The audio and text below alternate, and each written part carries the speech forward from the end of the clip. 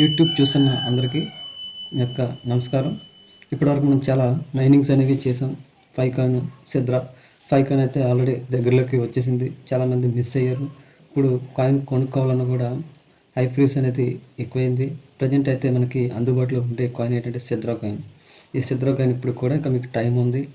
నాకు బహుశా అయితే ఒక జూన్ ఈ మంత్లో ఇది కూడా మార్కెట్లోకి రావడం జరుగుతుంది.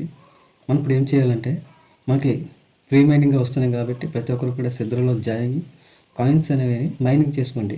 సిద్రాలో మీకు 24 అవర్స్ తర్వాత డైలీ 2 టోకెన్స్ అనేవి వస్తాయి.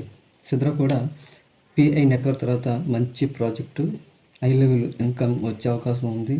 సిద్రాలో వాళ్ళు తెలిసిన ప్రకారం అయితే ఒక్కొక్క టోకెన్ $10 $100 మధ్యన ఉండవచ్చు అనేది ప్రజెంట్ మార్కెట్లో వినిపిస్తుంది. మీరు 5 కూడా ఎవరు జాయిన్ అవ్వకపోతే ప్రజెంట్ అంటే జాయిన్ చేసుకోండి. ఎయిర్ డ్రాప్స్ అనేది ప్లాన్ చేసుకొని వ్యాలెట్కి యాడ్ చేసుకోండి. అలాగే ఫస్ట్ పిఐ కాయిన్ అనేది పై నెట్వర్క్లో మీరు చాలామంది పొందారు. అలాగే కేవైసీలు అయినా ఇన్కంప్లీట్ ఉంటే కేవైసీలు చేసుకోండి. మైగ్రేషన్ కూడా కంప్లీట్ చేసుకుంటే 9th స్టెప్.